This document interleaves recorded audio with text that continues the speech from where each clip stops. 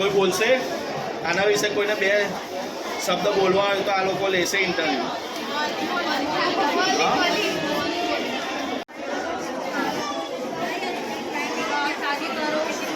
આજે 1 ઓક્ટોબર રાષ્ટ્રીય સ્વૈચ્છિક રક્તદાન દિવસના દિવસે હું રહેવાસી વડોદરા રાજ્ય ગુજરાત રાષ્ટ્રીય સ્વૈચ્છિક રક્તદાન દિવસ સાલ 2024ના દિવસે શપથ લઉં છું કે મારું લોહી નિયમિત રૂપે દાન આપીશ. ભારતમાં આપણી આજુબાજુ કોઈનો જીવ ધ્યાનમાં લઈને એ પણ વચન આપું છું કે હું પોતાના પરિવાર દોસ્તો સગા સંબંધીઓ અને આમ જનતાને સ્વૈચ્છિક રક્તદાનની આવશ્યકતાઓ માટે જાગૃત કરવાનો પ્રયાસ કરીશ. આની સાથે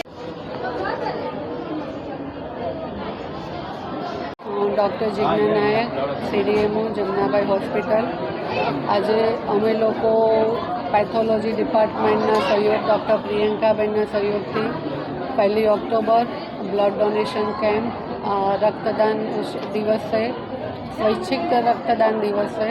સ્વૈચ્છિક એટલા માટે કહેવામાં આવે છે કે આના માટે કોઈ ફોર્સ કરવામાં આવતો નથી અને જનજાગૃતિ દ્વારા લોકોને રક્તદાન કરવા માટે આપણે ઉત્સાહિત કરવામાં આવે છે અને તેના માટે આજે અમે અહીંયા બ્લડ ગ્રુપ અને બ્લડ ડોનેશન કેમ્પનું આયોજન કરેલું છે.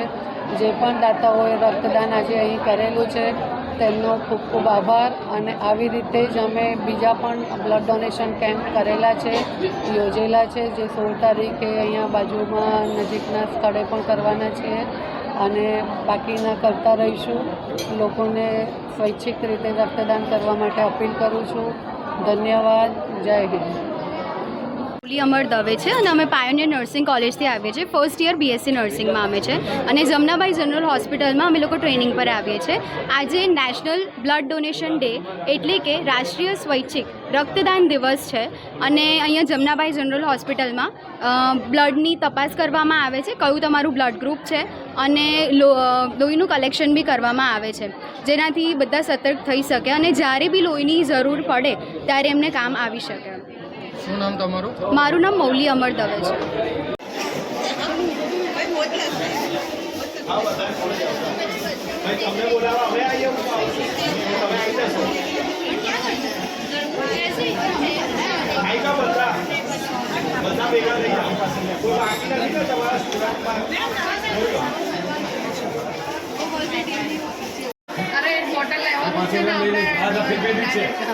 મેડમ એક બોટલ ઓછી નહીં પડે, 2 બોટલ જોઈશે.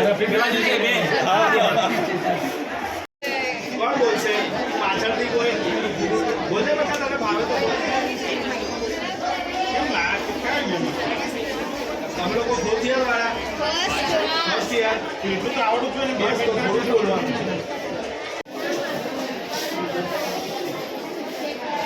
આ એકલું વાળું સ્ટ્રક્ચર તમે ફોટાનું એકલું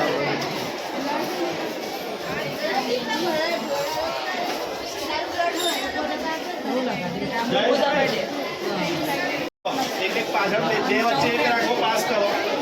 2 વચ્ચે એક રાખો, પાસ કરો. ચલો આપી દો.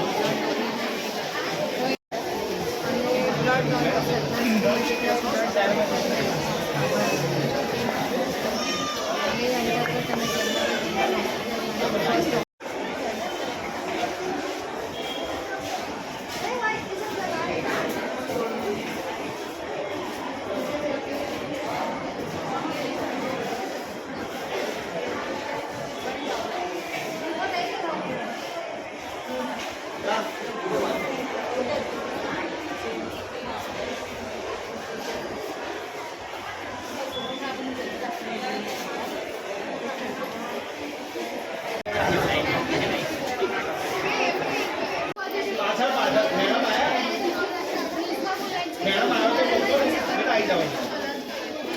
બીજા તમારા સ્ટુડન્ટ ક્યાં છે? તમારે ટાઈમ થઈ ગયો?